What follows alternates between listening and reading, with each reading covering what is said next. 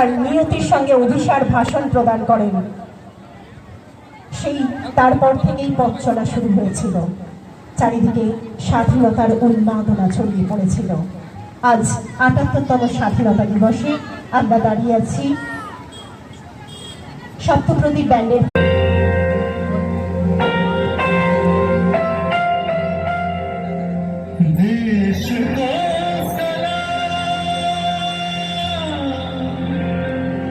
सलाम